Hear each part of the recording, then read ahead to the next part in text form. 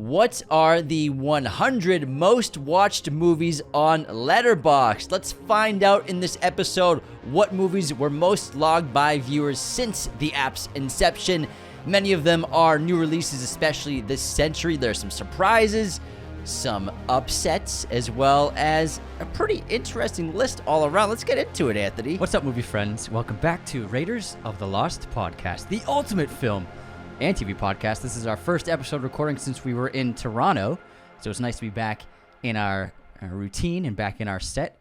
Now, the Letterboxd Top 100 actually is super different from the IMDb Top 100. Well, this is Top 100 most viewed. Most viewed, We've done the highest rated before, 100 That's true, highest that's rated. true. Completely different list. So don't think of this as ratings or anything like that.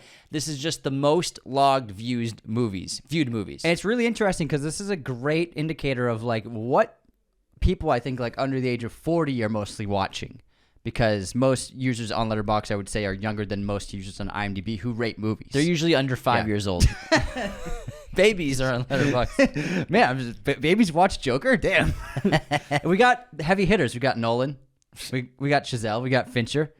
We got some great classics on this list, as well as a lot of superheroes. Plenty of superheroes, to no surprise. And again, these are the most watched. And we will say, I'll say that the number one most watched movie has 5.1 million logs on Letterboxd. What that is, we'll let you know at the end of this episode, because we're gonna start at number 100 and work our way down the list to the most popular watched movies on the Letterboxd app. And this is an updated list. This is real time. This is not like an old list. This is how it is right now, based upon reviews, logs, and watches on Letterboxd by users. And like Anthony said, we were in Toronto. We were at the headquarters of movieposters.com, who supply all of our posters, our great sponsor. Go to movieposters.com, get 10% off your order today with our coupon code Raiders10. We'll have an affiliate link soon. You can all get us 10% commission on your purchases. But let's start off with number 100 on the most watched movies list. It's arguably the best movie of all time.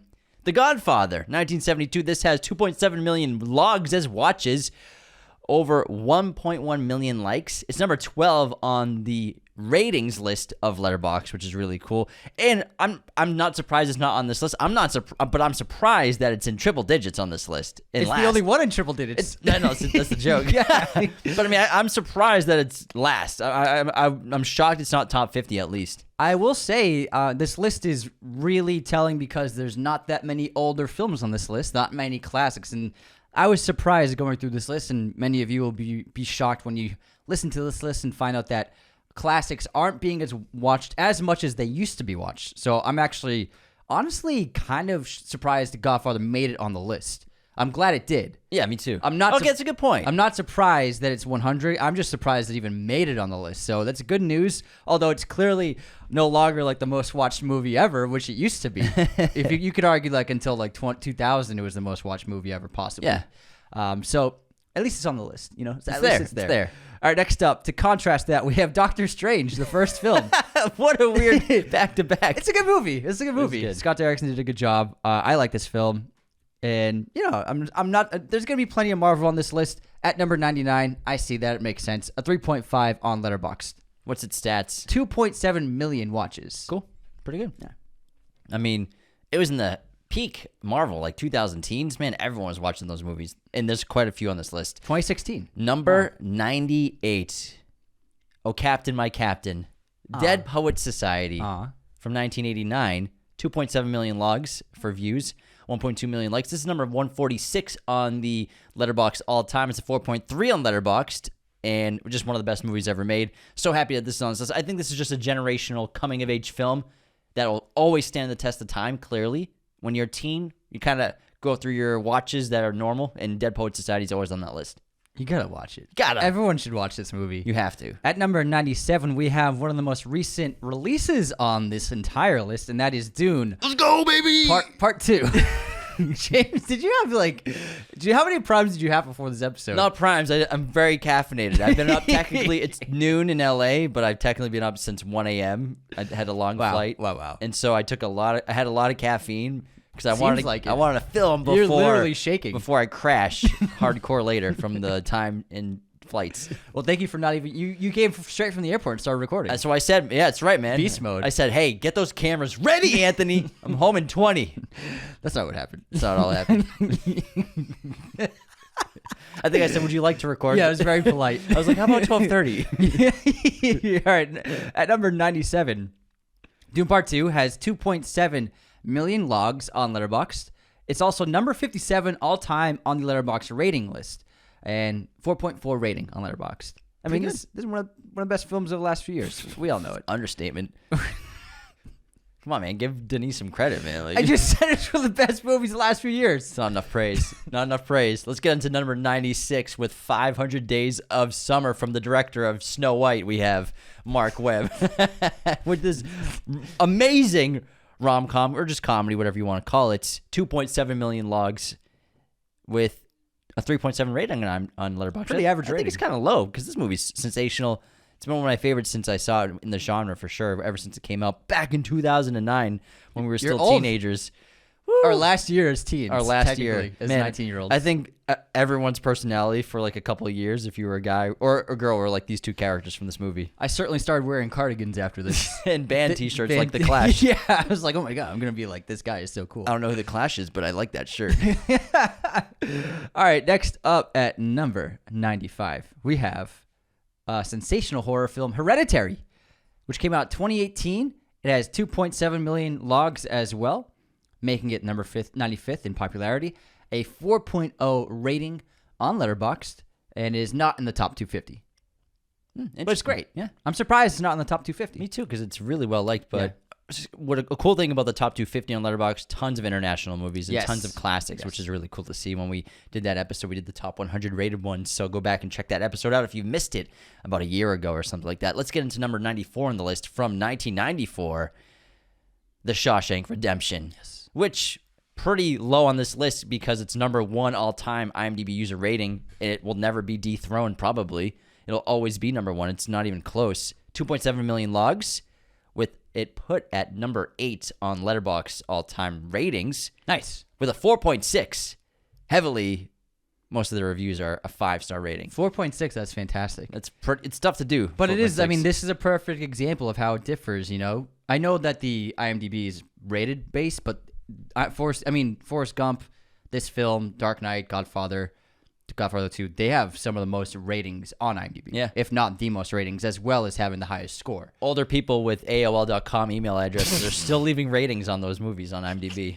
I have a Yahoo.com farm. I just keep rating Shawshank. You're the But it shows how different it is. Like Shawshank and Godfather didn't even crack the top 90. That's shocking. It's shocking. Shocking. I'm also shocked that this film beat it out. We're looking at Don't Look Up and next on the list. One of the lowest rated films on the list at a 3 on Letterboxd. Could be a little lower in my opinion. Yeah, this one, I don't know what the fuck they were thinking. Arguably, I gotta say, this might be the worst film DiCaprio was involved in. It might be. I mean, that's not a untrue thing to say. He's not made many bad movies. He's almost only made good movies. You could argue the next bad movie he made is The Beach, which isn't a bad movie. It's just not amazing. Didn't do super well at the box office. Yeah. But The Beach, I think, is still solid. But The Beach is definitely better than this. I'd rather watch The Beach. Me too. I mean, yeah. I'd rather go to the beach. Cool. Yeah. Just crawl under those marijuana leaves. Just make sure you don't get shot, bro. Who's it? Tilda Swinton? Yeah, Tilda Swinton. Yeah. All right. Let's get to... Hold on. Don't Look Up. Yeah, I said all the stuff. Go Do ahead. you really want to talk about it anymore? Please go. Number 90 on our list. Yeah. We have 92. 92. We have our first animated feature, and there's going to be quite a few on this episode with this list. Tangled from 2010. This is a really liked movie. It is 4.0 on Letterboxd. Yeah. With 2.7 million logs. Quite a few views. And Have you seen Tangled? Bits and bobs. Bits and Bobs? Who the fuck are you? Jeffrey from 1960s? I just watched Northern California. I just watched an Irish movie on the plane, so I got like the jargon in my head. What Irish movie? Talk about it on Letterboxd Recap. Okay. I don't want to spoil it. Whoa. No, I like to get your reactions like first thing when we're Okay, talking. all Like, right. you know what I mean? Because then we have to have the conversation. After we record, you're going to ask me about it. But I'd rather you ask me about it while we're recording. When the cameras aren't on, James and I do not speak to each other. We only speak imagine? on the show. If we had like assistants that just like, yep, yeah, okay. Don't say anything to him, please. Juno is our mediator. But yeah, I'm not talking to you after this. Number 91 most popular on Letterboxd is Guardians of the Galaxy Volume 2 with 2.7 million ratings and has not cracked the top 250 because it has a very average 3.5 rating. This is my least favorite of the Guardians movies too. I quite like this one. I like it more than 3. Everyone knows you like this movie. Yeah, it's a pretty good time. It's all right movie. Great It's not- soundtrack. It's an all right movie. I like it. It's Yeah. very... No, this one's great because it taps into the great theme of fatherhood and family. Yeah. What do you fuck off, dude? He's giving me, if you're listening, Anthony's giving me the bullshit face. Oh, yeah. That's a really strong point here. Yeah, and it's really motif strong. throughout the entire story. Beautiful motif. With Peter, his real father versus his sort of adopted father, and picking between the two of them. I'm Mary Poppins. I think it's a really strong movie for me. You know, I enjoy it. Let's get to number 90. Still at the MCU again. We have Captain America: Civil War.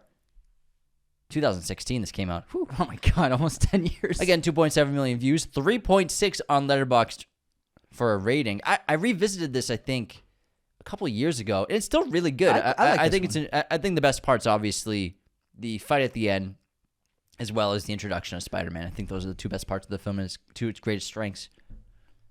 I like Civil War. I think that's a low rating for it. 3.6? Yeah, I think that's good. The story's not as strong as the other ones, but I think they did a really good job with Bucky. I mean, when you making compare him- it to modern ones, the more recent ones, Yeah. it's a masterpiece. That's what I'm saying, man. It was a really good way to split the teams up, basically. And Get Cap versus Tony going. Next up, at 89 on the Letterboxd popularity list, we have Little Women from 2019 from Greta Gerwig. Tiny, The little tiny woman. The little itsy little woman. You just picked them up. we do this every time. Teeny tiny. What was that? That laugh was like adorable. It was like an 8-year-old did something wrong laugh. Truly funny. I laugh like that. At 2.8 million ratings, logs on Letterboxd. This has a 4.2 rating. Very, very good score. It's a great film. It's beautifully made, well acted. Let's get to number 88 on our list. I wasn't done. Oh, well, it sounded like you were done. Keep going on Little Woman. It's great. All right. Number 88 on our list, we have our first Harry Potter film, objectively the undisputed king of the entire franchise, the best film of them all. Hold on, okay, I see. Oh, wait, no, I am. Oh, that's not the one. Never mind. It's not the best of them all. Yeah, it is. Wait, Well, no, yeah, that's what I'm saying. I thought the poster threw me off. I mean, he's clearly like 4 years older than the other movie. No, it looks like the Prisoner of Azkaban poster. just because it's blue. Yeah. Maybe do your research next time. Harry Potter Order of the Phoenix is number 88. We all know the Order of the Phoenix posters are blue as fuck. Yeah, I know. Or I thought it was the Prisoner of Azkaban poster. Anyways, Jump to conclusion. That's a jump to a conclusion right there. no, that was misreading. That's jumping to a conclusion. No, I was reading. I interpreted the image wrong. I saw the wrong image. Anyways, 3.7 on Letterboxd. This has 2.8 million logs. 2007 this came out. David Yates, the first Harry Potter film he created and directed. And I learned an interesting fact about Harry Potter recently. What's that? Did you know? Oh, no, here, let me ask.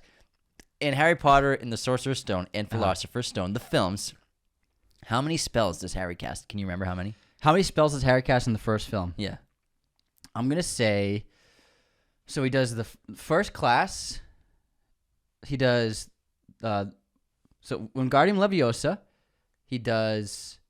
Well, he hasn't cast that. He can't do it. No, okay. So I was gonna say, he yeah. lifts his broom up. That's not a spell. How's that not a spell? No, you have to. I'm casting a spell, like saying a spell with a wand. Whoa. Plenty of wizards say cast magic without using a That's spell not a or a spell. wand. How is it not a spell? It's not a spell. How? It's not. Spells are Up. spoken. Yeah, you just say up. It's like that is not. How's that not a spell? That's not casting. It's not the same thing, man. Okay, just for the benefit of your cool fact, I'm gonna let you go with this, but It's not. It is 100% a spell. It's when, not. When What's the spell? up? Get the fuck out of here. Up. The fuck out. It's not a spell. How is it not a spell? It's not a spell. Just for the benefit of your story, I'm gonna let it slide. That is the equivalent of being able to go into a magical space that Muggles can't. You know what I mean? That's not a spell in my eyes. He doesn't cast any spells. Hold on, I didn't it? Oh, I was literally about to start thinking. sorry, I forgot. What's the point of asking me if you're gonna answer it? I forgot. I thought you were done. You literally interrupted me as I was about to say something. It sounded like you were, I forgot. Listen, man. I was Like I said, transitioning between sentences. like I said, is what I was I'm gonna be doing. crashing at some point. I can't guarantee when it's gonna be, but I'm gonna be passed out at some point. I disagree, but I will say, staying up and having a broomstick levitate up to you—that's casting a spell, in my opinion. I don't see how it's not casting a spell. You say a word, you vocalize something, a certain trigger word that triggers a magic response. he triggered the broom. Yeah. That's a perfect way to describe it. Perfect way to describe it. You're wrong. I disagree. You're wrong. You're wrong. There's no effing way that's a spell. But anyways, yeah, that's number 88 is Order of the Phoenix. This is a ridiculous episode. I love it. Anyways, at number 87. I'm sorry. The disappointment on your face when you didn't get to continue guessing. I feel bad. Like, I told you Christmas is canceled. It ended up being a rhetorical question from you. Because you even want Well, you started a debate. It wasn't a fight. It was a debate. Big difference between a fight and a debate. I can't wait to talk I about will fight you for it, though. We're definitely not talking after this episode. Where's Judo? I need to mediate this conversation. All right, at number 87 on Letterboxd list is Jurassic Park, the OG from 1993. 2.8 million logs on Letterboxd and in my opinion, quite low 4.1 rating. That should just be a 5. Yes, it should. Just be a 5. What the fuck's wrong with people rating that so low? Holy shit. How do you rate that under a 4.5? How's that happen? I want to look at the chart and see what people are putting. Mostly 4s and 5s. There's probably a couple 1s in there. Yeah, look at that. There's 1,500 0-star ratings. Damn, look at all the 3s. half-star ratings. So many 3s for Jurassic Park. Yeah, why are there fucking 3s? What the fuck's wrong with you We're so people? upset over this. Oh my god, this is just disturbing. Disgusting. Yeah, I'm repulsed. At least it's on the list. Let's get to number 86. Yeah, 87. Our first. This is going to be a major motif going forward. Our first Spider-Man movie on the list.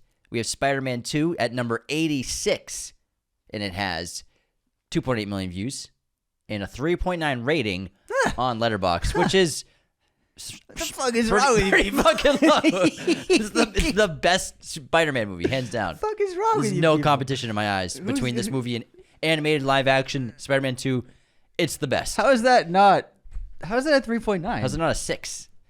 Yeah. Anyways, let's move on to 85 with Coraline, all the way back in 2009. Also 2.8 million views on Letterboxd and a 4.2 rating. Excellent movie. I think this is lines up perfectly. Sure does line up perfectly. This next one's a head scratcher, I guess, because it was a sequel to a really well-liked love movie that was a streaming movie on Netflix. We have Glass Onion, a Knives Out story at number 84, which I know, based off its 3.4 rating on Letterboxd, not everyone loved. It has 2.8 million logs. I was very mixed about it. It really didn't live up to the brilliance of the first film, which I think is one of Netflix's best original movies, is Knives Out, hands down. It was such an exciting take on murder mysteries. Glass Onion was good. It was really well made. Obviously, great directing, great cast, absurd cast, honestly. But it just didn't hit for me as well. But, you know, got a lot of views. It was a big Netflix release for 2022. Yeah, it was fine. It was a rotten onion. A rotten onion? Yeah. Wasn't very tasty. Yeah. Anyways, that didn't work. That didn't land. Was it I guess supposed not. to? It wasn't a joke. No, it wasn't a didn't joke. sound- No, it wasn't a joke. It definitely wasn't supposed to be funny. At number 83, Good. Was it? No, we have Harry I think Potter. it probably was supposed to be. We have Harry Potter. There's going to be a couple Potters on this list. More than a couple. Harry Potter and the Deathly Hallows Part 2. 2.8 million logs and a 4.0 on Letterboxd. Yeah, I think that's fair. Yeah, I think a 4 for a Harry Potter movie is really good. Outside of Azkaban. Azkaban better be like a 5. But we'll see. You can't even tell the difference. Good thing. I mean, The posters are so small. Did you think this was Azkaban My too? monitor screen is Voldemort's on this one. easily 8 feet away from me. I can't see that far, man. Mm-hmm. Did you? Yeah. So good thing I'm handling the Potters. Let's talk about number 82. banger, absolute banger right now. Scott Pilgrim vs. the World, one of my favorite Edgar Wright films. 2.8 million views on Letterboxd with a 3.9. Kind of low, I think. I don't know. Well, I guess. I think that's about right. I guess that's fair. Yeah, okay. I'll say it's 4. fair. I'd say it's about a 4. It's a 88 on. Yeah, it's a 88 out of 100. I think it's not 78. Where'd you learn how to do math? 78. That's Somewhere. That's about a 99 out of 100. It's been a long time since math class. Yeah, I don't do math or maths if you're in the UK. 2.8 views. Scott Pilgrim vs. the World. I freaking love this movie. 2.8 views. 2.8 million, I said. Oh, you didn't say million. I said million. You said 2.8 views. That's a lot of views, Scott Pilgrim. Be proud of that. Yeah. Banger. All right, next up at number 81 on the Letterboxd list, we have Spider-Man Far From Home, the second film in the Holland trilogy. 2019, 2.9 million views and 3.4 rating on Letterboxd. I think that's about right. I didn't really like this one. It was fine. Getting into number 80, still with the MCU again. Thor Ragnarok. 3.7 on Letterboxd. Came out in 2017.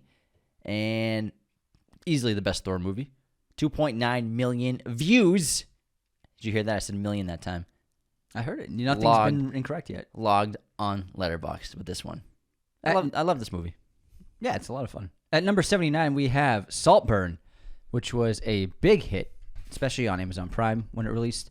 2.9 million views on Letterboxd with a 3.4 rating. Very average rating. This movie was pretty good. It was visually incredible. But again, Talented Mr. Ripley is one of my favorite movies, so I was like, it was hard to love this movie. Who's our cinematographer?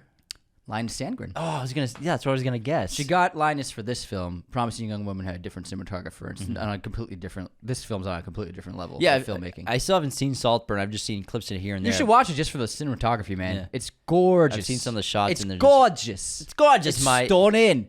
Fucking stunning. Oh, also, I recently watched a British TV series. Are you not going to tell me what it is? No. Was it Adolescence? Yes. It's so good. They use a lot of drones for it. Yeah. Yeah. Watch every it. episode's a wonder, right? Yeah. Every episode's a wonder. And It's 4 episodes? 4 episodes. Sorry. Wow. There's James's alarm. That was my alarm for something very important for the show. And I forgot. For the show? Yeah, for the show. Oh. See, it was this alarm. See, read it. Order microphones for our special event. Ah, okay. Which is coming up. Sorry about that. No, yeah. It's Lives up to the hype? It exceeds the hype. Wow. I was in tears at the end of the final episode. Wow. It's really remarkable filmmaking, and everyone brings their A game acting-wise. It's superb. I can't recommend it enough. 4 episodes. They're about 45 to an hour each on Netflix. But, man, never seen anything like it before. Cool. And they do a great job. Some of the episodes are big in scope with the filmmaking in terms of bouncing around locations, even though it's a wonder, like getting cars. Some episodes you're in like 3 rooms total, but it's so good because they increase the scope of the story when the locations are small. Sounds and cool. limited. Stephen Graham's, give that guy an award. He's so good in it. Cool He's dude. jacked in it. Dude's yoked. Yeah, you just did a boxing film. His forearms are bigger than my thighs. It's Popeye. Legit. You just wait till you see him. Real life Popeye. He is, because he's not a big guy, like tall guy. He's always been short and stocky. But man, the guy hit the gym. Yeah, it's for his boxing film that he's doing. Is he a coach or a boxer? Boxer. Oh, that's cool. It's like 1920s boxing. That's sick. So they Bare can be knuckle like, brawling. oh, that's very cool. You like dags? Like dags. Let's talk about number 78 on our most viewed movies on Letterboxd list. The Perks of Being a Wallflower. 2012. Damn. 2.9 million views logged. And this film is loved. 4.0 on Letterboxd. Loved. It's interesting. Its graph is really interesting because Tell us about it. it has, most of its ratings are 5s. Mm-hmm. The second most ratings are 4. It only has a teeny tiny bit of 4.5. So those two really, it's interesting how it just drops after 4, then peaks again at 5. Yeah, that means, because that movie is a movie that some people is like, it's their favorite movie, I think is why. Yeah. You see that graph sometimes. Yeah, and I think the 5-star, 10-star thing, it's not bombing. It's just like, I love this movie. I'm getting it 5 stars. So Yeah. Well, I mean, Jurassic Park is the same exact thing. Is it? Yeah, same exact trajectory. It's just sometimes it's like 20% of people. Oh, yeah, it's look like at their that. favorite movie is what it is. That's where that is from. It's a really good point. So it's a fairly common trajectory of a graph. Not the most common kind, but yeah, it happens. All right, next up at number 77. Again, a similar graphic. Mostly 5s and 4s. Okay. Exact same one, I think, I would say. We have Call Me By Your Name with 2.9 million watches all the way back in 2017 from Luca Guadagnino. This has embarrassingly, not embarrassing, this is just a shamefully low rating on Letterboxd of a 3.9. That's so bad. This is a five-star film easily. So 3.9 is a fucking joke. What the fuck's wrong with you guys? I still think about this movie randomly. Oh yeah, I think it pops in my head. Yeah, I think so too. Yeah, I think it's probably the best film of 2017. I can't believe it's under a 4. I know, right? That's like a 99 out of 100. That's the big that's that's the biggest surprise so far, honestly. Yeah, it's pretty surprising. It is surprising. Let's get into number 76. Another pretty recent film, The Menu, which came out in 2022 from Mark Mylod, the creator of Succession, right? That's Jesse Armstrong. He worked on Succession. He worked on Succession as a writer. 2.9 million views this film has logged on Letterboxd with a rating of 3.5. So, yeah, I think that's accurate. I think it's a pretty good score. It's an average film, 7 out of 10. I like this movie a lot. I watched it again recently, and it's pretty good. I still am mixed about the last 10 minutes of it, but I think the filmmaking's really excellent and the story's really fun. But it just seems like too many horror movies feel like this movie now. Yeah, it kind of didn't start the trend of the reclusive high society, reclusive millionaire, reclusive billionaire inviting people to an island, but to kill them all or do some culty stuff, it sort of made that trend popular, and it's a highly viewed movie. You know what's funny is like nobody ever mentions the film that influenced all those films. Nobody ever talks about The Wicker Man. The Wicker Man is the OG cult movie where a person goes to a secluded environment where a cult is and becomes dangerous. That nobody ever talks about that, but that's the OG. Yeah, I think The Menu definitely classifies as a cult movie to me. Yeah, the cooks are definitely in a cultish environment. Yeah, it's definitely cult vibes, cult aura, culty. Yeah. Next up at number 75, we have It, Chapter 1 in 2017 from Andy Muschietti. This has again 2.9 million ratings and a 3.4. I think it's a really good film. I think it's really, really, really fun. It was a fantastic, hard R, super large scale R-rated film, which is very rare. You can talk about like something like Dragon Tattoo being made $100 million budget and to be a hard R. It's very rare to do that. So I think this is fantastic. You could argue that this movie, It, really helped a big boom in horror the last 10 years. Definitely. Not only just quality of filmmaking and you know, really making horror stylized again for this new era, but getting so many rated R movies greenlit because you can see the potential upside. You know, It comes out, huge box office return. What 600 million. Yeah, what year was it? 2017. 2017. Same year as Get Out comes out, right? 2017. Small budget makes a huge fortune. So I think that it definitely opened a lot of studios' eyes. It made a like, fortune. Rated R, horror, let's go. We can make money off these movies again. And it's, like you said, really well directed. Yeah. Number 74 on our list. Is this Azkaban? Nope. Number 74 on the list. My turn to do Harry Potter. Goblet of Fire. Goblet of Fire. 3.8. James' least favorite. Nope. Order is now. Oh, yeah, you saw the light. You came to your senses. Goblet of Fire. 3 million views on Letterboxd with a rating of 3.8. Yeah, I'd agree with that. Yeah, it's I would agree with a good that score. one. Yeah, it's a good score. Yeah, 3.8, yeah. And the memes are great for this because it's the one where they always have long hair for some reason. And it's funny. Yeah. It's just funny. The memes are funny. Thank you for that incredible You've seen the memes, dissection though. of You've seen the Goblet of memes, Fire. though, right? I've posted the memes myself. Oh, are we personally. dissecting movies one by one now? You didn't really dissect It. It made a lot of money. It was really cool. Yeah, I liked it. I dissected it. That was not a dissection. You also dissected it. It? Are we talking about It or It? Who's on first? All right, number 73, most popular on Letterboxd. We have Iron Man in 2008. 3 million watches on Letterboxd with a 3.7 rating.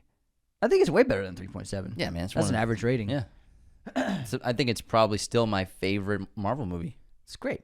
Still. Libatique shot it, Did he really? Yeah, Matthew Libatique. No wonder it looks so good. Let me double check that. I just want to be 100% sure about this. Matthew Libatique shot it. I love that That's guy. why it looks good. Love that guy. He's like a rock star though, because Yeah, he is. When I saw a Q&A with him, he just got like sunglasses on, cool haircut. He doesn't look like a DP. He just looks like a rock star. He does look like a rock star. Yeah, like right. like a guitarist or something. Cool hair. He's always got a cool style. Let's talk about next on our list. Marry him. Maybe I will. Number 72. One of the greatest animated films of all time, if not the original, The Lion King, 1994. 3 million views logged on Letterboxd. 4.2 rating on Letterboxd. Nice. And it's just an all-timer. We grew up with this movie. They've remade it. They're milking it. Twice. Mufasa Origins, They're never going to stop milking The Lion King, but it was culturally transcendental for us. Transcendental. Pretty sure that's not a word. Sure is. Transcendental. Yeah. It transcended culture. Transcendental. Can you please Google that word? Transcendent. I think you're trying to say transcendent, but you said transcendental. Transcendental is a word, motherfucker. Okay, let me see. Something that is beyond ordinary experience or understanding. Wow. You got me, man. Thank you. You got me. It's a real word. Hey, I apologize. It's okay. Thank you. That just didn't sound like a real word. Why? Because it came out of my mouth? You questioned yourself. No, I didn't. You questioned yourself. No, I Googled it to satisfy your qualm.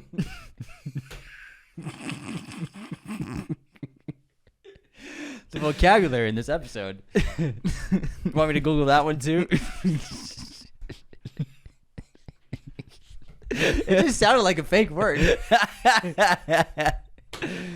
We got him. All right, next up on Letterboxd. That Most does popular. sound like a made-up word. It sounds like a fake word. I'm sorry, I apologize, but it sounded fake as fuck.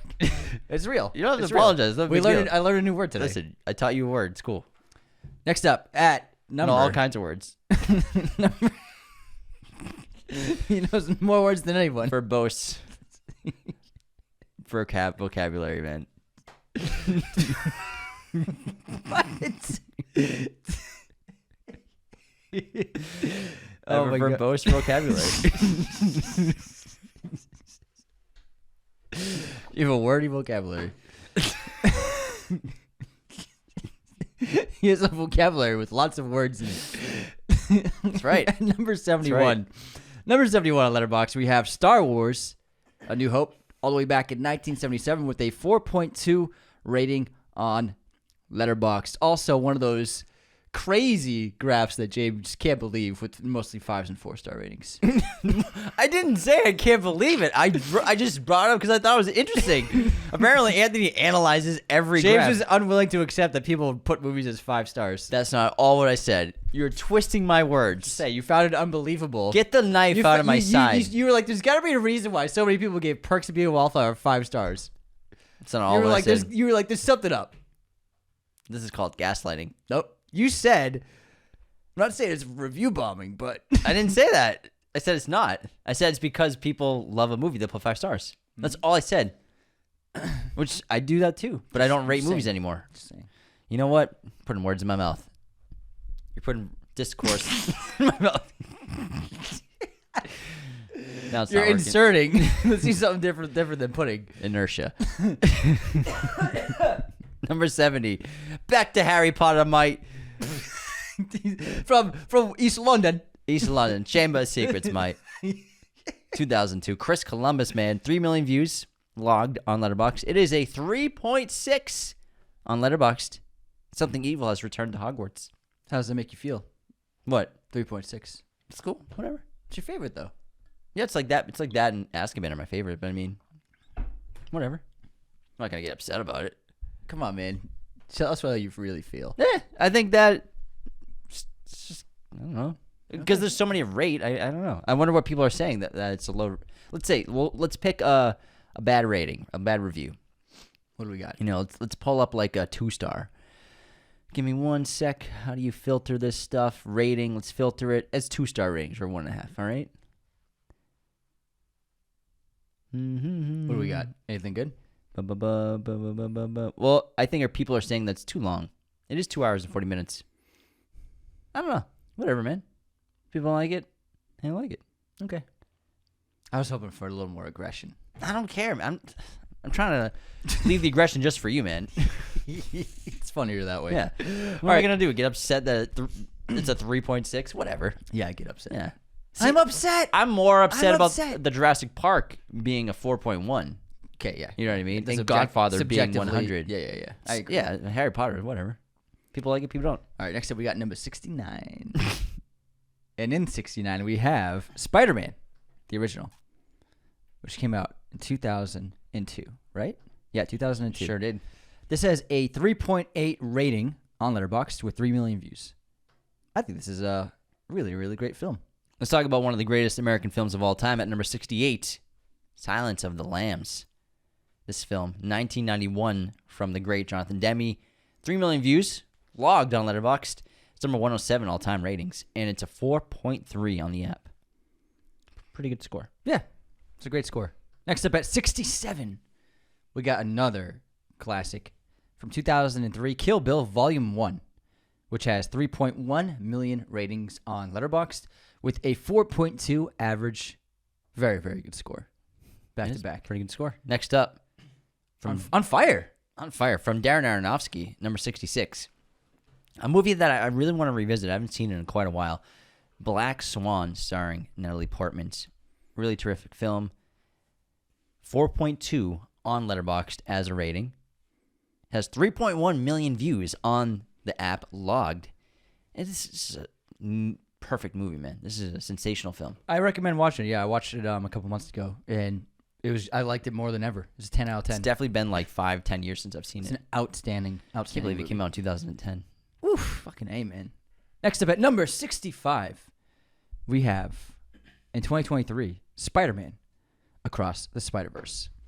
With a 4.4 rating on Letterboxd, very impressive. 3.1 million total logs on the app. Keeps it in very good company at 65. I'm surprised how low this one is compared to the other one, as well as, because it was such a huge hit. Well, you gotta factor in, it wasn't like a big financial hit. Yeah, compared to the first one, yeah. Yeah. And also, it's fairly recent, 2023 release. So one of the newer movies on this list hasn't given people enough time to get it up there in numbers. But, I mean... We'll argue there's a very recent film that's very high up on this list. So it came out even after this. Yeah, but it made 4 times the box office as this film. And yeah, babies So, were on the app yeah. using logging. Yeah, So again, like this movie was not hugely successful box office wise. it's a good point. Anthony with the good points over there. Let's talk about number 64 and go back to the future. Back to Nice one. Good one. 1985. Wow, what a segue. 3.1 million views. Just an American classic. This one, 4.2 rating on Letterboxd. The app. Nice. All right, this is a movie that I think is a horribly low rating for the app. At number 63, we have The Social Network, which we did a great episode on last month. It was one of my favorite episodes we've done lately because it was just a really great dissection of Fincher's masterpiece. And it's one of the best films of the century. However, it only has a 3.9 rating on Letterboxd. I know that's moderately high, but I don't think that's anywhere near what it deserves to be. That's a 7.8 out of 10 if you're going to put it up to 10 ratio. So... this is one of the best films on this list, easily. I mean, next up, I'm devastated Yeah. with this one. And I'm afraid that it's going to be the only one of this trilogy in this list. We have Lord of the Rings, The Fellowship of the Ring, at number 62 with a Letterboxd rating of 4.4 with 3.2 million logs. And I got to say, if Return of the King's not on here, and I wish Two Towers, I wish that was on here, then I'm gonna be going home crying tonight. You're already home. I'm going to be crying. You're going to be going home crying tonight. Crying well, it's an idiom. An idiom. Yeah. Do you need me to Google that? Wait. People say I'm going to go home crying like as an idiom all the time. Yeah, all the time. I don't think that's an idiom. It's a common thing. Not- Trust me, bro. I can't tell you what I've heard that before. Just now. It's an idiom according to James. Going home crying.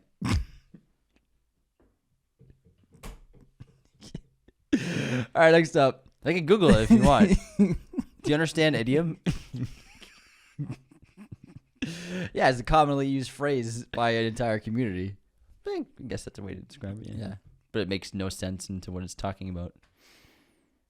No, Usually. let's move on so James doesn't keep crying. No, I said I'm going to go home crying later. Go home. Yeah. Yeah. I'm not crying yet. No. Not yet. It's not happening. You'll get there. You're looking at me. Am I crying? No. See, it's an expression, Anthony. It's an idiom.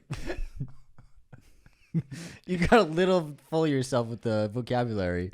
All right. I don't know what you're talking about. James is baking on just supreme confidence right now. It's nice. It's nice. All right, next up at number 61. We have Once Upon a Time in Hollywood from Quentin Tarantino from 2019. 3.8 rating on Letterboxd with 3.2 million total watches. This movie's a 10 out of 10. Perfect movie. So isn't the next one, I think. What's that? Number 60, The Grand Budapest Hotel from Yes. Wes Anderson. I think it's his best movie, his best achievement as a filmmaker, both writing and directing. Just remarkable performances, especially from Ray Fiennes. 3.2 million views. This is number 220 on the rating list of all time for Letterboxd. It's a 4.2 on the app. At number 59, we have David Fincher's Seven. With 3.2 million ratings on Letterboxd, it has a 4.3 average. Very impressive numbers, putting it at number 99 in the overall Letterboxd ratings list. And so many views at 59. Anthony, James? do you agree that there's just something special about the original Pixar movies? Like that first 5-10 year era? No, there's nothing special about it. How could you say that? What is the matter with you? I'm just ruining your setup. You're just lying. Lying through your teeth. It Anthony doesn't was like movies. It was magical. It was. Because Monsters, Inc. at number 58 came out in 2001. And this is still, for me, one of the best Pixar movies. Really continued that formula. Two great characters, sidekicks, going through crazy adventures together. Just hilarious. Great characters. 3.2 million views on the app. 4.1 rating. I love this movie. What also has a 4.1 rating is another Pixar movie at number 57 with The Incredibles from Brad Bird in 2004. This was a really fun time. I remember seeing this one in theaters. Number 2's in development. We were only 14 when it came out. Wow. 14 years old when that came out. It's a long time ago. Did you say number what's in development? Number 3's in development. Thought you said 2. Yeah. I think that's scheduled, or they're shooting for like 2030 for a release, because Coco 2 is going to come out in 2029. So they begin photography soon? Yeah, they're going to, they get a, they're great for the kids to grow up a little more. I like The Incredibles. This is a good one. It's a classic. Number 56, another classic. What is it? He's just sitting there. All right, number 56. I wanted to see how you'd react, and it didn't disappoint. We have Home Alone from Chris Columbus. Again, his third movie on this list, or second, sorry. We didn't do Sorcerer's Stone. No, Chamber of Secrets, yes. 3.2 million views. Holiday classic. 3.8 on the app for a rating. A family comedy without the family. Is that the tagline? Yeah, It's a good one. thanks.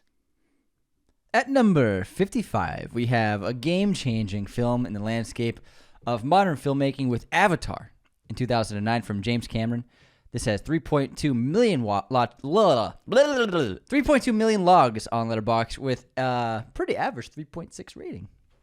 I mean, I think that's fair based off when people talk about Avatar. It's spectacle for most people over story. And I know a lot of people have mixed feelings about it, but I think the Avatar movies are brilliant. I love Avatar. I really like the second one, too. I like the second one more. One of my most anticipated movies is the third film this year. I cannot wait. I'm very excited. I keep forgetting it's coming out. What a year we're going to have. Let's talk about a movie from the greatest year in the history of cinema, The Undisputed King of 1999. We have number 54 on our list, The Matrix. Yes. 3.2 million views, 4.2 on the app. I love this film. I recently saw this little interview with Carrie-Anne Moss, who was talking about how, she could have been a huge star. She's in one of the biggest movies of all time with The Matrix in 1999 in terms of a career move. And then, she's in Memento the next year, or a couple years after that. She said she got offered tons of big films, huge projects, and she turned them all down mostly because she wanted to raise her kid. Mm-hmm. And it's really nice sentiment, I think, to be aware. She said when I'm on my deathbed, I'm not going to be thinking about the movies I made. I'm going to be thinking about my family and my children. I always wondered about that, about her career. Yeah, I always wondered that makes too, a lot of sense because she had had the chops. The Matrix was massive. Everyone was in love with Carrie-Anne Moss's Trinity. Yeah, and she probably could have done anything, but I respect the hell out of that. That makes a lot of sense. And she's also a very good actor. Yeah. Nolan scooped up a couple of Matrix actors for Memento, Joe Pantoliano and her. And I think that I read Resurrections, like she's trying to put her kids through college now.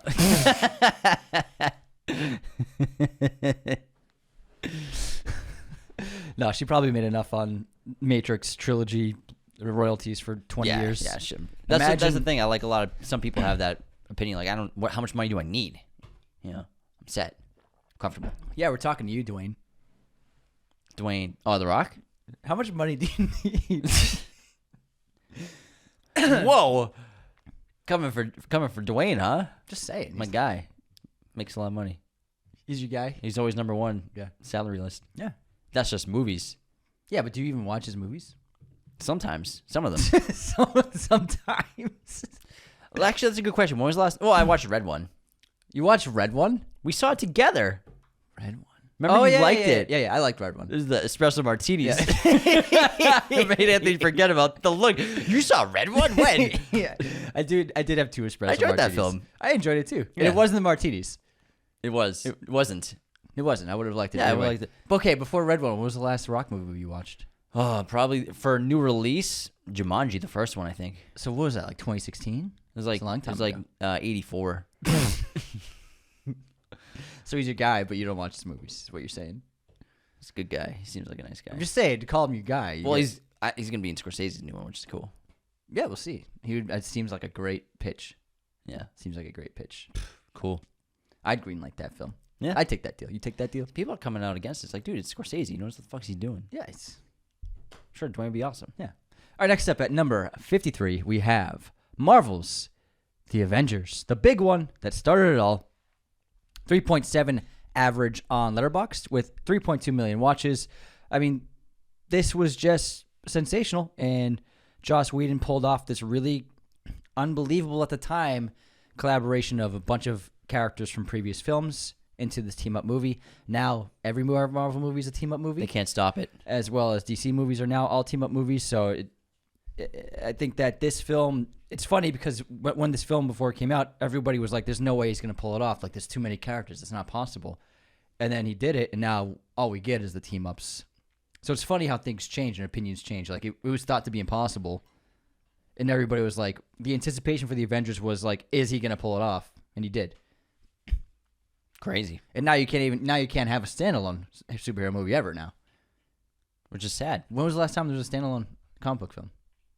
A standalone comic book film. Which is one lead character. Well, let's think. So we have, obviously, DC went the exact opposite direction after Man of Steel. So I guess Man of Steel 2013. Yeah, maybe Man of Steel was the last one. And then if I'm thinking Marvel or X-Men, I mean, Logan isn't standalone. No, there's a bunch of X-Men in it. Yeah, that's a good question. When was the last time there was a standalone superhero movie? It was probably Holland's second Spider-Man film. Which one? Far From Home. Although you do get Nick Fury in it. I guess, but it's still that's pretty close to a standalone. I mean, film. Homecoming, yeah. Yeah, you go your lead character and one villain. Yeah, Tony's heavily in the first one, right? Yeah, in Homecoming. So yeah, it's kind of an Avengers movie because of that. Maybe you could say Far From Home is like the last standalone comic book film. Far From Home? Far From yeah, Home. yeah, okay. I go with that. It's a good question. Well, speaking of Spider-Man, number 52 on our list is Spider-Man Homecoming, Tom Holland's first solo venture as the character Spider-Man in his own film. And this movie on Letterboxd is a 3.5. Came out in 2017, 3.2 million logs. At number 51, Tarantino in the house with Django Unchained. How much hasn't changed. How much change did Django get? Django has been unchanged throughout the course of the story. He's the same Django as the beginning. No, Django Unchained, 4.3 average rating, fantastic movie, 3.2 million watches. I think it's one of Tarantino's best, in my opinion. Absolutely agree. Yeah, freaking love Django. It's fucking awesome. Yeah, so we've done half our list. Well, that was intense. It is intense, Anthony. You're right. I'm scared. Let's head into our intermission now. And then we'll get back to the rest of our list. Now, before we continue, let's talk about how you can support us. The best way to support Raiders of the Lost Podcast is to become a patron today at patreon.com/Raiders of the Lost Podcast. We post weekly bonus episodes exclusively on Patreon that you have access to on there, as well as everyone on Patreon has access to the ad-free version of the new episodes, so you can listen without the commercial breaks. You can also get access to our Discord. Every tier has different permissions and different perks with them, so go check out which tier is best for you in your budget. Also, another great way to support the show, leave those 5-star ratings and reviews on Apple and Spotify. Apple, you can leave written reviews, which I love to read out. You'll be immortalized forever on the show. It's a pretty cool perk. Forever. And also, subscribe on YouTube and share us. Word of mouth is the best way for a podcast to grow organically. Tell your friends, family members, anyone you know who loves movies. Send them your favorite episodes of ours. Share our Instagram Reels. That's super important as well. Our TikTok clips, YouTube videos. Sharing is caring. It's the best way to help us out as well. This episode, of course, is sponsored by our friends at movieposters.com, the #1 place to get your posters online today. So be sure to use our promo code there, Raiders10. That'll always get you 10% off your order at movieposters.com. They have a huge selection of pretty much every movie and TV show imaginable in their poster library. We have these decked out all over our set. You can see these beautiful posters. They have all sorts of sizes, framing, and they even have backlighting for your poster needs. If you check out the backlit poster before James there, double-sided, beautiful backlit frame. Really makes your posters pop like you're at a movie theater.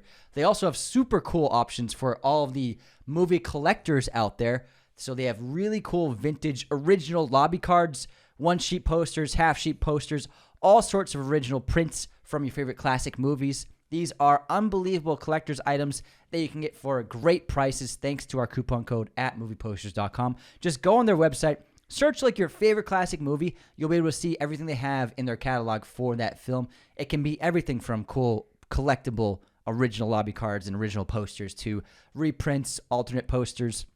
They have everything for TV lovers too, your favorite TV shows, as well as international films and alternate posters of your favorite movies of all time.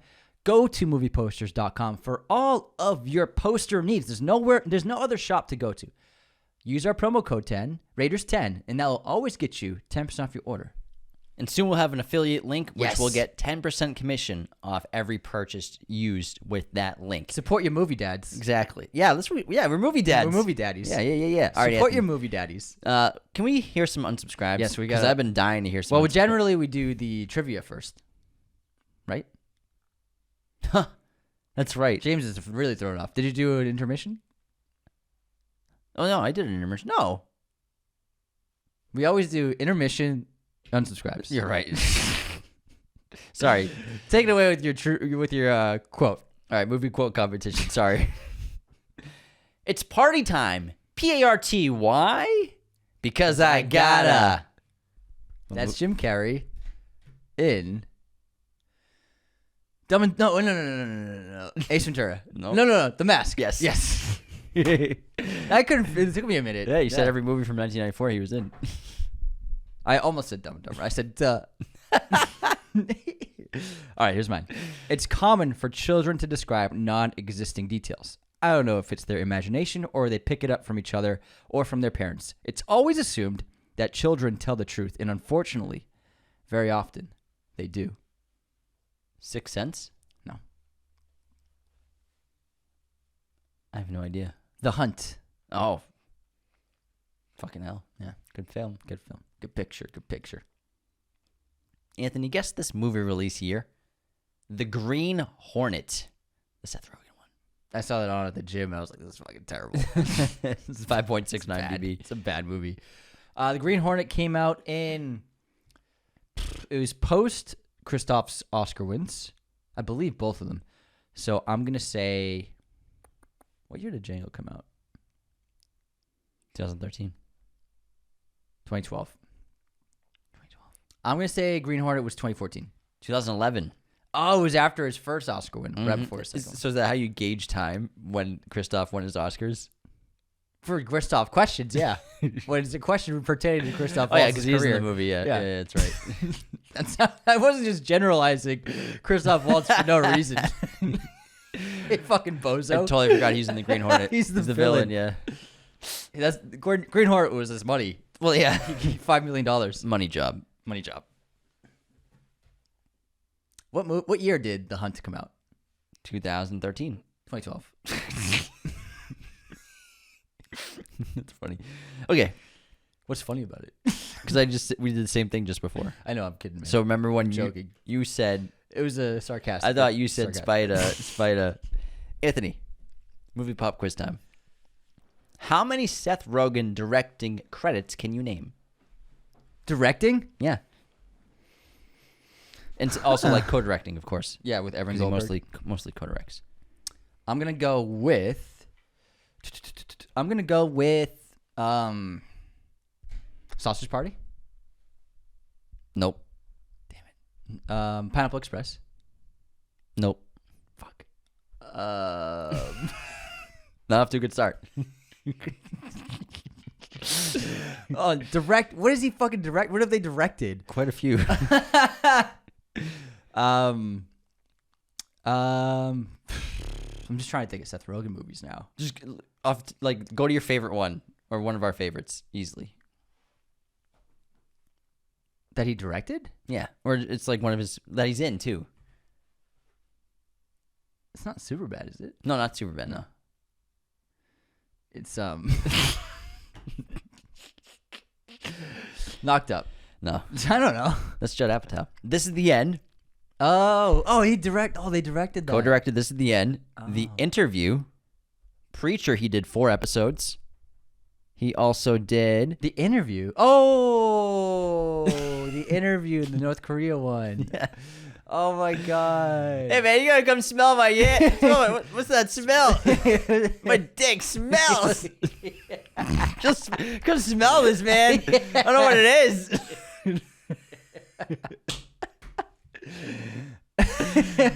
He did 3 episodes of Future Man, episode of Black Monday, and he did 7 episodes of the upcoming series The Studio, which I'm very excited to check out. It's like a bunch of TV shows I've never seen. Thanks, man. Yeah, This is the End you've never heard of? I said TV shows. The Preacher? You never heard of Preacher? I've heard of Preacher, yeah. I've heard of it. Listen, don't get upset at me because you couldn't even come up with This is the End, all right? That is probably my favorite. Like between that, like that one, I'm surprised you didn't get. Suck my dick. All right, here's a quiz question. Dropping loads like a dump truck. I like to read. Sorry. So I like to read. I fucking love that movie. Mads Mikkelsen played a villain in what Tom Holland movie? Whoa. That's a good question. Gotcha. Tom Holland is the lead in the movie. Tom's the lead? He's not just in the movie. He's the lead character. What's that one, The True Story with the Storm? True Story with the Storm? He's the Perfect Storm? No, like, The Impossible? yeah. Is he the Storm in The Impossible? Just kidding. Tom Holland as a lead. Mads Mikkelsen. This is the villain. Is it an animated movie? No, it's live action. Big budget. It's like a $200 million movie. Maybe $150 million movie. It's a big, big movie. It's gonna be a Marvel movie then. It's not the. It's not a Marvel movie. Oh, because I know he It plays. has nothing to do with Marvel. Not a single thing to do with Marvel. Spider Kid. I don't know. Chaos Walking. I never It's saw a it. Doug Liman film. Never saw it. Don't That's watch- a $200 million movie. It's a huge budget. Okay. Oh, not 200. Probably 150. Still 150 Yeah. million. Holy crap! Don't watch it. It's What year terrible. did that come out? That was COVID year, I think. 2021 or something. Chaos Something like Walking 2021. Yeah. Oh my gosh, this is the one with Daisy, right? that. Yeah, it's terrible. It's awful. 60,000 logs on IMDb. It's a horrible That's movie. not a lot of people saw it. Yeah. Was this a streamer? It was released theatrically on a small release because it was still pretty fresh in COVID. But most $26 million box office. Ouch! They Yeah. easily ate $100 Yeah. million on that movie. Yeah. Easily. Yeah, it was a big movie. Goodness. All right, now we do our unsubscribes, right? Correctamundo. Go for it. Back into the rhythm. Sometimes when you take a week off, man, it's just like everything's different. All right, Ryan Matthew. I'm gonna unsubscribe if we don't get Letterboxd recap soon. Sorry. We're gonna do 15 Letterboxd shoutouts, top fours, because we haven't done it in 2 weeks. Yeah, we forgot it. Oh, I haven't unsubscribed. You're like a student. You raised your hand. I do. I want to get your attention. I'm looking at you already. Over here. Okay, this is from Sienna. Yes, you. Yes, You- from you- right Sienna there. Kendricks in the DMs. Anthony going on a 6-minute tangent on why I don't need to get my little snacky snack and blue icy at the theater is why I have to unsubscribe. Sorry, Sienna. I do like an icy. Sienna, I got an icy last week. Sienna, I'm with you. Anthony's just telling people they shouldn't spend money or they don't have to. But listen, I'm saying if you're gonna complain about movie ticket prices, if you get, for the people who complain about how expensive movies are, you don't have to get stuff. But if Sienna doesn't mind the price, go for it. I got an icy last week and a large popcorn, but it was for my birthday coupon. So Exactly. It was free. It was free $3.99. I like to get a movie snack too. Yeah, you get a free popcorn and a large drink. No, but I like to often get snacky snacks. Snacky snack. Yeah. I'm about that. I'm about that movie life, man. All right, David Millar. Nessie from Ireland. Thank goodness this isn't a cryptids podcast. Otherwise, I'd have to send it on the unsubscribe. Quamarian. Love you guys and will watch pretty much anything you upload, albeit unsubscribed, until you both stop saying Palme d'Or. Cinephiles you unquestionably are. Francophiles, not so much. Is this revenge on the French kids with the blanket? For the love of God, Palme d'Or sounds like front door. Palme d'Or. Palme d'Or. Palme d'Or. Palme d'Or. That sounds terrible, yeah. Palme d'Or. Fucking Palme d'Or guy. Yeah, they won the Palme d'Or. Oh my God. All right, Regal Hank. Jif? Never heard of the birthday gift or New Jersey or New Jersey unsubscribed. JK, love y'all's channel so much. Look forward to this podcast every week. Keep up the Drake work. That's clever. That's a good one. That's funny as hell. All right, next up, Arabella Mason. Wolf of Wall Street. Why did I also contemplate making a fake account for a second episode unsubscribed from the Russo brothers? It was Arabella. Arabella, that's funny. Yeah. Genius. Oh, man. All right, Levi, John Ramsey. Anthony, getting mixed up for a minute where the Loch Ness Monster is from. The whole of Scotland has now unsubscribed. Thank you. We got him. Don't worry. I put him in place. Guilty. I put him in check. Darian Wallace. Awesome opportunities you guys keep getting. So proud. Also, do you like apples? Because I just watched Good Will Hunting for the first time. How do you like them apples? Also unsubscribed. Amazing. I recently put that in my top 4 in Letterboxd. This is a good one. Tony Lambert. Killer sharks are obviously sharks with freaking laser beams attached to their head. Man, I wish I had a podcast when Austin Powers came out. Yeah, That era of great. comedy. Yeah. Ooh, we'd probably be canceled by now, though. Ben Tucker. Damn. I know I'm old, but it really didn't take long for the internet to suck the attention span of a whole generation. Guess I'll go raw dog my lunch now. Obligatory unsubscribe for not knowing where Nessie lives. Don't worry. We got him. Western Watches. I got a lot for that one. I got it. I'm surprised you didn't remember that it's Scotland or didn't know it's Scotland because we were in Scotland. I did.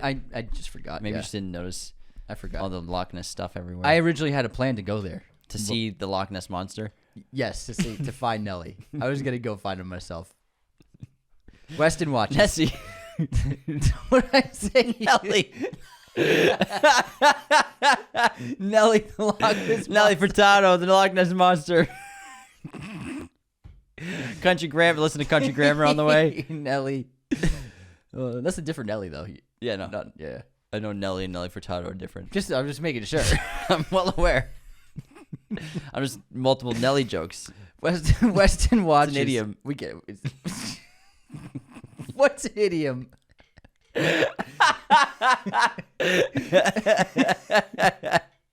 Thank you for watching. Thank you for bringing up theater etiquette. I went to see Gladiator 2, and two people in front of me were talking, so my girlfriend and I let out a few polite shh. They continued to talk, giggle, and be on their phone. Finally, Denzel entered the river. I gave in and gave them a nice, please shut the fuck up for the ending. Call out these people, boys, or I must unsubscribe. Nice. Good for you. Good for you. Hope you got laid after that. Oh, I didn't know you had it in you, honey. Oh. All right, next up, Kofi Glover. Anthony doesn't see himself as a cinephile, then 5 minutes later proceeds to name 5 early Gosling flicks off the dome and compares directing to French New Wave style shooting. Us regular film bros are cooked. Unsubscribe. Thank you. That's what I'm trying to give the guy credit. If you're not a cinephile, what the fuck am I? Some guy. Some dude. Give it a rating. Anthony. This is now my go-to if anyone says they like a movie I don't like. Oh, wait. Also, unsubscribe. I said it to you because you said you really liked something. I can't remember what it was. Mm-hmm. And you said give it a rating. Yeah, we got a real hater. Oh, on our ET episode. I'd love to hear this. PRPW Nage wrote, "You two don't look old enough to know ET." Huh? So I wrote, "We're not allowed to watch movies before we were born." So dumb. I hate this shit, man. So dumb. Like it's obviously like a small percentage of people believe this, that you're not allowed to talk about old movies, especially if you weren't born in that time. It's so fucking dumb. So dumb. It's the stupidest thing I've ever heard in my life. So dumb. You're dumb. Gatekeeping movies by your age. All right, next up we got Dylan. Not pronouncing Toronto properly after going to Toronto. Shaking my head, unsubscribe. We learned Toronto. You don't pronounce the middle T. No, but we were saying it in Toronto. Yeah. We were saying the T. Yeah, but we learned. Yeah, we learned. We learned while we were there. Thanks. Benji Verdu. Severance is a must-watch. Apple has great stuff. I could watch all of it with my... Apple has great stuff. It's just that I could watch it all with my free 3-month trial. The pregnant woman in the Leo movie is shooting an RPK, not an AK. Play some COD. Unsubscribed. Gun talk. All right, next up. Career development on our 100 Greatest Movies You've Never Seen episode. First comment ever. Unsubscribed. Thanks. Nice. We're happy to be your first. Hopefully you're not your last. Carmony, sorry. Caught the most recent chat, but I must unsubscribe for the slander that Gen X killed sexy movies. They say they killed sexy movies. Just mean nudity. No way. And There's no way my generation would add a half star just for great cleavage. I'm sorry. Did you say sexy or sex in? Sexy. Oh, Sexy. However, I think you can still have a sexy movie with no sex. Sure. Yeah. Yeah. It helps to have sex, though, if you want it to be sexy. Yeah. Like, what's the sexy movie that doesn't have sex in it? Good question. A sexy movie with no sex in it off the top of my head. You made the statement. No, I didn't. You just said you can have a sexy movie without sex in it. Oh, I mean, you can have sexy bits and bobs, I guess. Stop with the bits and bobs. Oh, my God. What? It's a common expression. It's an idiom? You're going to say it's an idiom? Not an idiom. That's an idiom. Nuh-uh. Okay, it's not an idiom. It's a See, I phrase, think I need to explain what an idiom is. I just said it's not an idiom. Well, Tell us, what's a sexy movie that doesn't have any sex in it? Let me check. Sexy movie without sex. Challengers. Yeah, there's no sex in that movie. Sexy movie, It's no a sex. sexy movie, yeah. Got him. You had to Google it. Yeah, well, I mean, sometimes it's tough on the spot to come up with shit. One movie in the last 3 years. That's just One. Batman Begins. What? Wait, is that on the Google search? No, I'm just Hold on, I'm gonna look this up. Sexy movies without sex. Out of sight. I mean, Ghost. Ghost. Stoker. When Harry Met Sally. Kind of sexy. You think When Harry Met Sally is sexy? There are points. Stoker is sexy? Before Sunset. I wouldn't call Before Trilogy sexy. There are sexy moments for sure. I don't think any of those movies are sexy that you mentioned. You're just naming movies. What about In the Mood for Love? That's a romantic movie. I wouldn't really call it sexy. There's some sensuality in it. It's sexy. Yeah. Sexy doesn't mean your clothes are off, though. Okay. We got 2 real ones in 30 years of film. That's not true, man. That's not true. This list has Titanic. It's like there's sex in Titanic. Yeah. There's who made that list? They have sex twice in that movie. Time out. Anyways. Steamy hand on the window. They fucked. All right, next up. David John. Unsubscribed. Seriously, though, please do a deep dive review of this movie. Sorry, I don't know what the movie is. It was a screenshot of a DM. But thanks, pal. David John's a cool guy. Joe Emerson on our Oscars reaction. Director Bong should have gotten 4 Oscars, but for some reason, Best International Feature is awarded to the country, not the director. Unsubscribing from the Academy for this robbery. That's weird. That is weird. I guess because the country submits Also, it. the producers don't get it. I guess the country wins it. Yeah, that's interesting. Where does it sit? In the president's office? I guess so. I'm sure the producers of the film get one. Yeah, I'm sure they have a trophy. Kieran, not knowing that Penelope is Odysseus' wife and not Circe. Unsubscribe. Been a while since we read that. It's been a while. It's been a while. All right, next up we have David John. Again, guys, just a quick one. Dread, the amazing and super underrated Dread comic book adaptation that really needs a sequel. Have you reviewed it? If not, why not? Depending on your answer, I may need to unsubscribe. I really enjoy that film. I am the law. I am the law. I am the law. That's a good one. We should review it. We should do most underrated adaptations ever. I do a good Dread. Yeah, you do. frown. I can't do the Dread. It's interesting that I can do it, but you can't. My muscles shake. I guess more expressive muscles in my face. Am I doing it now? Not really. Not really. Yeah, I can. You can do the because you can do the De Niro face too. Do De Niro? Yeah, there we go. Yeah, Yeah. You do a good De Niro. Yeah. What can I say? It's a good De Niro. You You shoot the guy? What are you, a fucking psychopath? What can I say? I'm a good shot. I'm a good shot. All right, next up, Austin. Thanks for not talking politics in your podcast. House of Cinema, blah, blah, blah. They did some stuff, and they earned an unsubscribe from me. You guys gain a subscribe. Yeah, we don't like talking Yeah, we don't talk- politics. yeah.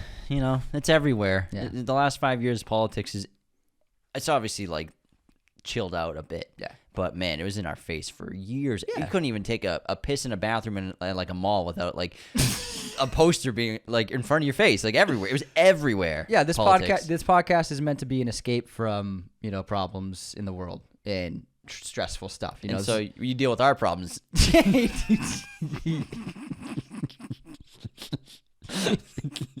Of which there are lots. No, we don't have problems. We just fight. It's just jokes. Just jokes, Anthony. How many you got left? Ben, hey, we haven't recorded in a week. It's been like an hour, bro. Do you not want to hear our fans? No, I want to hear the fans. It's just Stop interrupting me. Stop interrupting me. you're Just sit interrupting there you're quietly. interrupting yourself Just now. sit there quietly. I was. Ben Abbott. It's his name. It's his name. I don't see what's funny about that, but so Ben Abbott. The way you said Christine Milioti. Christine Milioti made me laugh so much that I choked on my gum on the train. So therefore, you're causing this humiliating moment for me. I'm gonna have to unsubscribe. Christine Milioti. Christine Milioti from the Penguin. From the Penguin. Sometimes, man, I can't explain it. Shit happens, man. Milioti.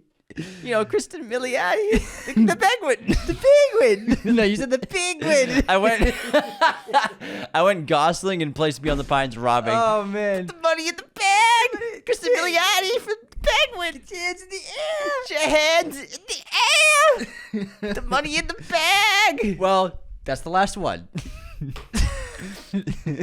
Thank you for waiting, James. Thanks, I appreciate it. Why are you saying thanks? I don't know. I have a 5-star written review. I thanked you. You're welcome.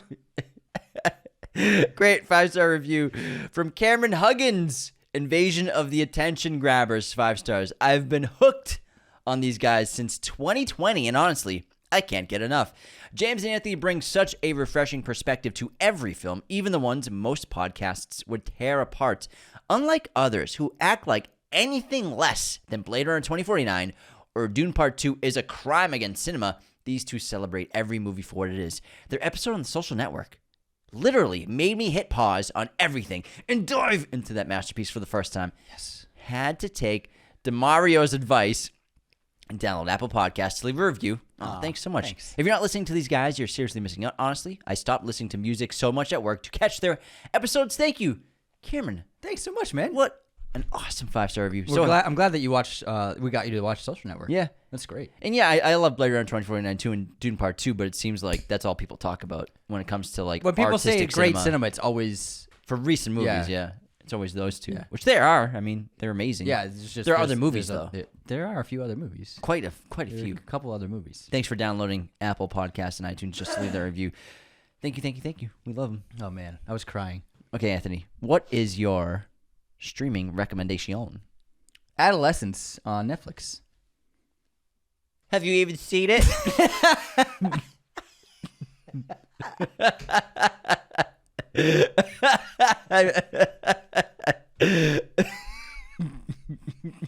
I've been dying to do that. Oh my god. I've been dying to do that for like a year. Oh my god, your fucking face. You like lit up for a second. Yeah, you like the joy on your face. Let's call it comedic timing. I've never seen you so excited for anything in your life. I never thought I'd get that opportunity. You have the smile on your face. If anyone doesn't understand what's happening, twice in the last 3 months, I've brought up a show or movie I hadn't seen before. And Anthony goes, "Have you even seen it?" Because I hadn't, but I still recommended them. I'm recommending Adolescence. I haven't seen it, but I've gotten literally like 40 DMs about it. So it's like people seem to really love it. I've seen it. Do you recommend it? It was my recommendation. It was my recommendation. Why do you have a pencil in your hand? Because I don't know. I like fiddling. Where'd you get the pencil? Around. I got all kinds of stuff over here, man. I got all kinds of knickknacks and bits and bobs. You're just like twirling a pencil around. What the fuck? Yeah, man. Oh, it's so funny. I'm like, are I you fiddle. writing something? I Yeah, like to yeah. fiddle. Yeah, it's better than chewing on bottle caps. Well, that Adolescence was my Netflix recommendation on Netflix. You stole it, but I have seen it. It's superb, like I said earlier. Check it out. Fucking hell. All right, let's get back into Oh my god. the remaining 50 movies on the. We gotta get moving. We're like an hour and a half into this. All right, take it away, Earl. Number 50 on the most watched movies on Letterboxd, we have Shutter Island from Martin Scorsese, 3.3 million views. I And thought you were going to say 3.3 rating. 4.1 rating Good, on the good, app. Good. Some Shutter- places Shutter never let Island. you go. Shutter Island guy. Yeah, guy. At 49, we have the brilliant Eternal Sunshine of the Spotless Mind with a 4.2 average rating on 3.3 million rating logs and is number 216 overall. Nice. Let's go back to Pixar for number 48. We talked about this earlier. Coco, 3.3 million views on the app, 4.1 rating on Letterboxd as well. 2017, and by 2029, we will have the sequel to Coco. So Miguel you will don't be care back that there's from- going to be a sequel? Not really. I mean, it's like, why make a sequel? Why is there? Well, I think the thing with this is Coco, it's one of those Pixar movies that I'd be fine with because it's that great. You know, when they make sequels to movies that are not amazing, then it's whatever. But I think Coco is fantastic. So yeah, but it had an ending. Yeah, The no. story ended. No, but now, like I said, he could be grown up. Miguel can be older. Maybe he's taken his musical talents as a performer, and maybe that's what the story is going to be. Maybe he dies again or something. Maybe he dies again. Not that he died, but you know what I mean. Maybe he dies again.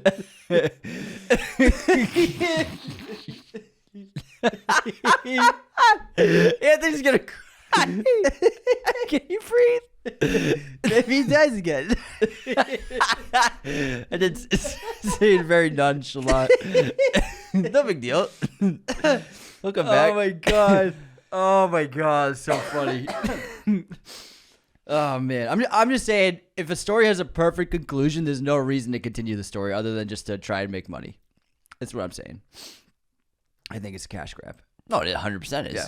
Just stop being so nice, okay? I like you're like, I don't care. Just I don't care. I want everyone to be happy. peace and love, man. Peace and love. Oh, fuck off. I'm just saying, it's fucking stupid they're doing it. It's a perfect film. All right, next up, number 47. 10 Things I Hate About You. Had a huge resurgence on Letterboxd over the last few years. Deservedly so. This was big when we were kids. It was very popular.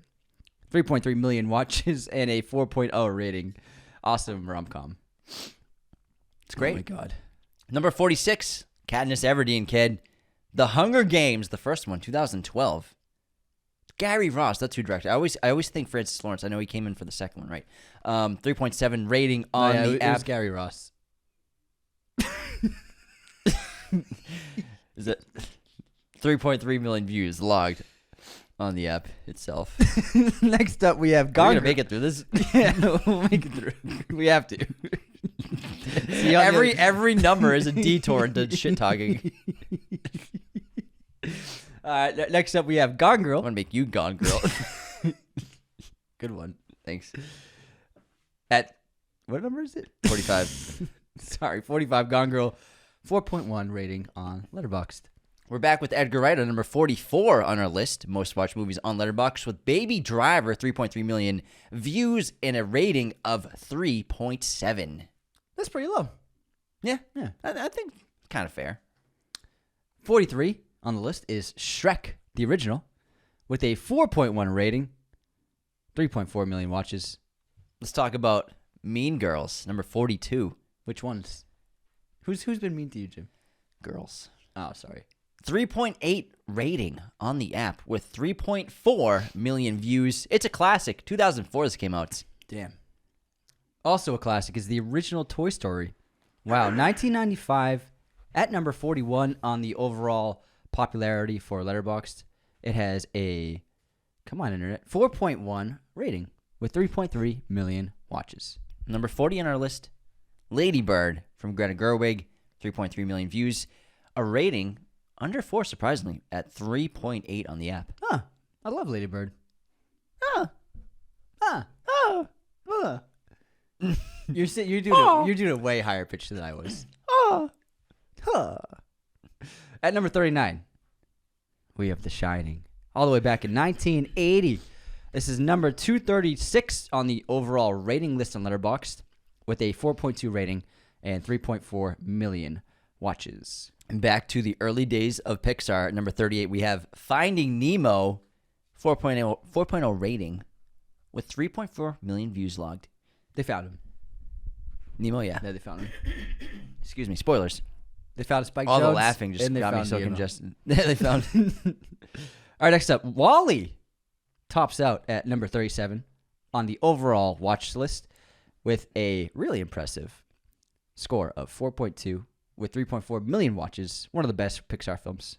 And we're back with Tarantino at number 36 with Inglourious Bastards, 3.4 million views, a rating of 4.3, which I think is kind of a couple off. Should be a few notches higher, in my opinion. IMO. This came out 2009, man. Damn. 2009. Next up, we have Deadpool, the original from 2016, directed by Tim Miller, with a 3.7 average rating on Letterboxd and 3.4 million overall watches, putting it at number 35. I'm so happy I got number 34. Finally! Harry Potter and the Prisoner of Azkaban, 2004. 3.5 million views on the app and a rating of 4.1. Wasn't Deathly Hallows Part 2 the same, or is it a 4.0? Deathly Hallows Part 2, I think, was a 4. Or it could have been a 4. Yeah, I mean, this should be the highest rated one, in my opinion. It's the best one. Yeah, I agree. At number 33, we have my personal favorite. Look at that beautiful poster. Yeah. It's already, I already said 33.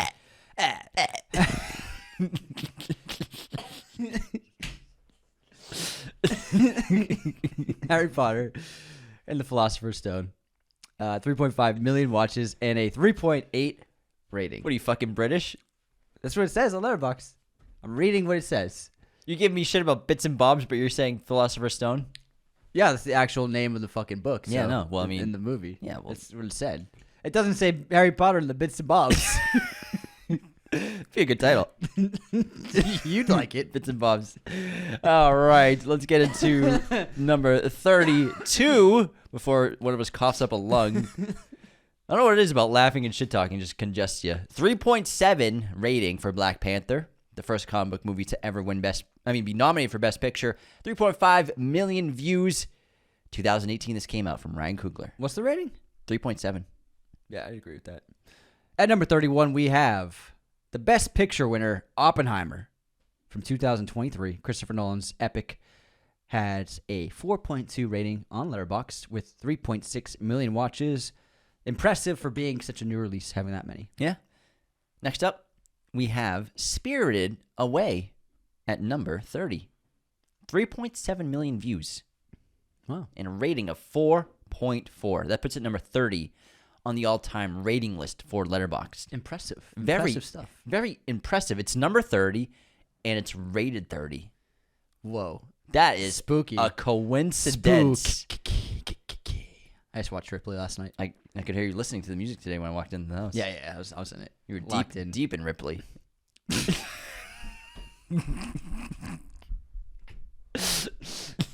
Deep in Tom Ripley. Peter Smith Kingsley wanted to. Next up at number 29, we have Spider-Man No Way Home from 2021. This is a 3.8 rating with 3.7 million watches on Letterboxd. And next, at number 28, James Cameron's back. Titanic. 1997 this came out. Wow. I was like, that's it? Pausing for dramatic effect, Anthony, all right? 3.7 rating. Really? Yeah, it's a good movie. 3.8, I'm sorry. 3.7 million views logged on Letterboxd. At number 27, we have American I Psycho, didn't realize I was done. which came out in 2000. Well, I guess I am done. What are you going to say? I was going to go into a deep dissection of Titanic. You dissected like a I was going to frog. dissect the hell out of it. American Psycho, 3.8 rating with 3.7 million watches. This is undoubtedly one of the biggest cult hits ever over time. Like cults hit it? What? That was even funny. Cult hit. I tried. Was Sometimes you miss. that was swing and a miss. Sometimes you miss. Yeah. Let's talk about Guardians of the You Galaxy. fell down when you swung at that The one. first one, number 26. I'm going to totally erase that joke. He's cutting it. Guardians of the Galaxy, the first one. 3.8 rating on Letterboxd with 3.7 million logged views. 2014, man. Wow. Woo. Woo. At number 25, Midsummer in 2019 from Ari Aster, a 3.8 rating as well with 3.7 million watches. Number 24 on our list, Oscar Darling from 2022, Everything Everywhere All at Once. 4.3 rating. An insane amount of 5-star ratings as well. It's like more than half their logs are 5 stars, it looks like. And 3.8 million 46% to be exact. That's insane. The Batman came in at number 23 with a 4.0 rating and 3.8 million watches. Oh, man. Here we go, baby. Here we go. Number 22 on our list. How you doing? I'm doing good.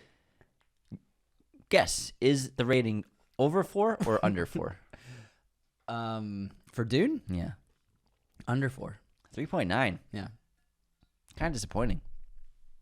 3.8 million views logged, though, on the app. At number 21, we have Avengers Endgame. 3.9 rating with 3.8 million watches, putting it at number 21. At number 20, the brilliant Damien Chazelle film Whiplash came out in 2014. A lot of 2014 movies. Several already. It's a good year. We should cover it sometime. 4.4 rating I don't feel like it. on the app. Number 41 on all-time rating list. 3.9 million views logged. Up comes in at number 19 with a 4.1 rating and almost 4 million watches at 3.9 million watches on Letterboxd. Number 18, we're back with Pixar Inside Out, which came out in 2015. 3.9 million views logged, 3.8 rating on the app. Our first 4 million watch is Avengers Infinity War. With 4 million watches, it maintained a very strong 4.0 rating. Next deserves it. Next up, we have Yes. Scorsese, baby. Has there been a Scorsese movie yet? No. Shutter Island. Shutter Island, you're right. Number 16, The Wolf How is Goodfellas on this? I mean, hold on, spoilers. of Wall Street. 2013, this came out. It's a 4.0 on Letterboxd, which it's got a lot of threes and under. I guess I know a lot of people. It's a kind of a divisive movie. 4.1 million views logged, and we just did an episode on it a week and a half ago. It was so much fun to revisit and talk about finally. I love that In movie. depth. I love it. I love it. Next up, we have Knives Out at 15. with 4.1 million watches, a huge hit, and a 4.0 rating. Very strong. Next up, so this is what we talked about earlier on, where this is an odd outlier for, we're talking about a classic on IMDb super high. Yeah. In Godfather's like top 10, Forrest Gump's top 10 on IMDb rating list. Yeah. And it's really high here. It's number 14 on the most viewed on Letterboxd. So way more popular than The Godfather. Yeah, but there's also some more movies that we haven't gotten to yet that are in the top 10, I would say, or close to on IMDb. Sure. That are also in here in like the top 10. But yeah, Forrest Gump, 4.1 on the app for a rating with 4.2 million views logged. Ratatouille at number 13, being the best Pixar film. This sounds right. A 4.2 rating with 4.2 million watches. Oh, double duty. We're really gonna start getting into Nolan now, because there's only been. Has there been a Nolan movie yet? Oppenheimer. Okay, Oppenheimer is already in here. He's gonna dominate right now though, because at number 12, I'm happy to see this here. Inception, which is still one of his best movies, one of the most insane experiences I've ever had.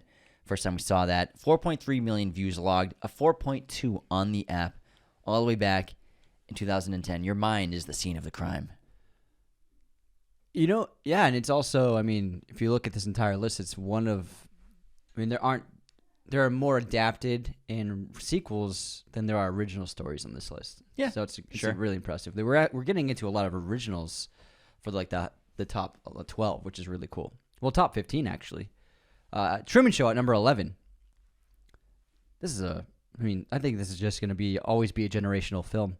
From Peter Weir, 1998, 4.2 rating with 4.3 million watches. I love seeing Truman Show that high. That's really awesome. It's a great movie. Jim Carrey, man. Everyone likes Jim Carrey. Great movie. Number 10, top 10 right now. We have Pulp Fiction. Back with QT. One of his most liked movies in his entire career. 4.3 rating on the app with 4.3 million views logged. 1994. Huge year, man. At number 9, we have La La Land. La La Land. James, I was about to say how James says La La Land. La La Land. La La. A 4.1 rating with 4.3 million watches on Letterboxd. Let's talk about Jordan Peele hitting the top 10 here with Get Out. 4.1 rating on the app. 4.3 million views logged. 2017. What a film. At number 7, we have Spider-Man Into the Spider-Verse with a whopping 4.4 million watches and a incredible 4.4 rating. Getting serious now. Number 6, The Dark Knight. 4.5 rating on Letterboxd. That puts it number 22. Wow. On the entire app. 4 ratings, 4.4 million views logged. It's just one of the best movies ever, man. At number 5, we have Parasite from director Bong Joon-ho with a shocking 4.5 rating against 5 million watches. The first one with 5 million on this list. Deservedly so. And that number on the overall rating list, Parasite sits at number 9. Oh, yeah, look at that. Pretty great. Next up, we have also at 5 million views logged, 3.8 rating, we have Joker 2019 from Todd Phillips. $1 billion movie. Who would have thought? At number 3, with 5 million watches, Interstellar. Christopher Nolan's sci-fi epic garners a 4.4 average on Letterboxd. All right, we're in the top 2. Top 2. I wonder if people can guess right now what the top 2 will be, or at least one of them. Do it. Take a few seconds. Rack your brain. What haven't you heard? What do you know is insanely popular? Let's talk about the next movie on our list. At number 2 on the all-time most viewed movies on Letterboxd is a movie we can't talk about. Sorry, guys. Sorry, we're not allowed to. There are rules, and we have to abide those rules. Because that's one of the rules, is you can't talk about it. Yeah. But it's got a high rating. It's a very high rating. At number 1, we have a movie we can't talk about. Yes. And it's Barbie. Is the number 1 most watched film on Letterboxd with 5.1 million watches. I believe it's the only film on the entire app with that many logs. Yep, it's the only one with 5.1 million. So the most watched, most liked, and has an average rating of 3.8. So gigantic, huge success. Yeah, 2.1 million likes. Oh my gosh. Yeah. It's crazy. Freaking nuts. Freaking insane. Freaking insane. Wow. Well, that was a lot of fun to go over. It was interesting to see what the most popular is. A lot of movies. I mean, man, Fight Club still, it just lives on forever, man. To still just be so popular is great. We're not allowed to talk about that. Sorry. You just broke the first rule, man. Sorry, man. It's okay. Hopefully Tyler's not listening. Sorry. Well, we appreciate you all so much for tuning into this episode. Hopefully you laughed quite a bit because this was a pretty silly episode. Now, we're going to talk about all the things that you can do that you hear us say all the time to help us out. There are many ways to support us. Subscribing on YouTube is huge. Liking and commenting are massive. Sharing Instagram videos, TikTok, following us everywhere. TikTok, Twitter, Instagram, posting daily, as well as becoming a patron today at patreon.com/Raiders of the Lost Podcast. Leaving those 5-star ratings and reviews on Spotify and Apple are super helpful to us as well. As you know, we love reading those reviews out on Apple. Now take care, everyone. See you next time. This episode was brought to you by our chosen one patrons, Jacob Kostler and Nicholas Martin. Thanks so much, boys.